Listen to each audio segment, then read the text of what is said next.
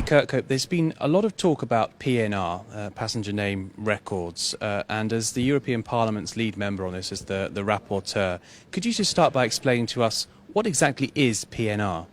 Well, it is passenger name records that are obtained by airlines when the public travels by air, basically. It's information, basic information. Not detailed information or complex information, but just a few details like the name of the person traveling, the itinerary of the person, that is where they are traveling to and from, information about their passport, information which is, normally taken anyway by airlines, but in this case it is a list of things of that type, a very simple list of information about them. And so what practical applications does collecting that and storing that information have in the fight against terror and serious crime? Well, formalizing the collection of that data and having that data available to the authorities if necessary, that's the police authorities and so on, is very important because it assists them in the knowledge of where people are going, the sort of routes they are taking. And the relevance of that is that which major criminals, and we're talking here not just about terrorists or those who are intent on terrorist activity, we're talking about major criminals in areas like drugs, we're talking about people who have been trafficking other people or children, we're talking about those involved in major criminality of all kinds, where having such information available to the authorities in a safeguarded way, a limited way, means that they, working together, can actually detect movements of criminals and piece that together into, quite often, a very compelling case against someone very dangerous who needs to be detained. And some member states will already have some sort of system in place to collect PNR information. Why do we need action at the European Union level and not member state level? Well, partly because of this. Some nation states do. I mean, Britain and France are two examples where PNR systems are up and running or ready to run. But there are 16 countries so far out of 28 that have been offered finance by the European Commission to set up PNR systems. At the moment, there is no common set of standards or indeed a common set of safeguards for the gathering of that information between the member states in the EU.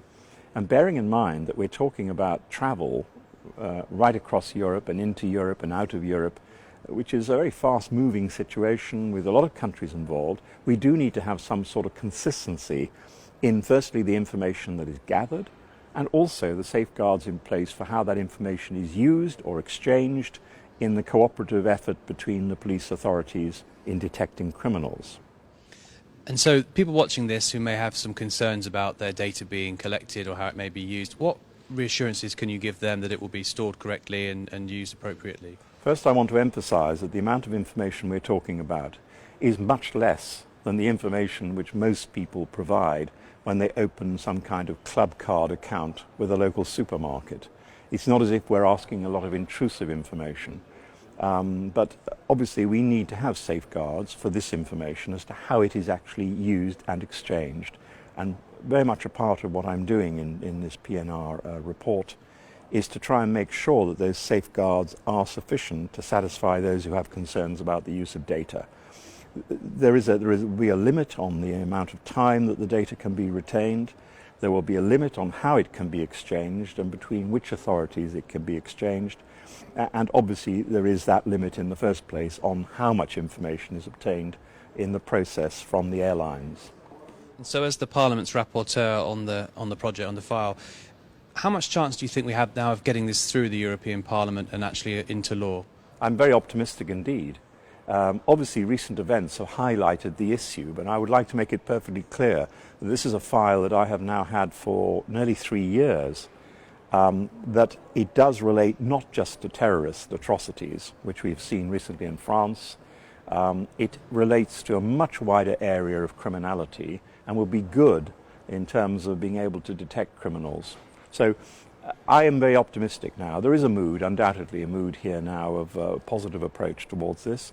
It is important, and we can demonstrate that the use of PNR by those countries that already have it, albeit without the sort of safeguards that we would like to put in place, but that has already been responsible for the detection of a lot of criminal activity. A lot of would-be terrorists have been deterred or have been detained.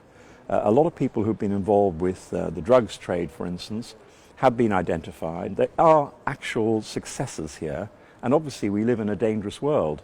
Europe is part of the dangerous world. We need, therefore, to make sure that our citizens are as safe as possible, and I owe it to them, we all owe it to them, to give them security and safety.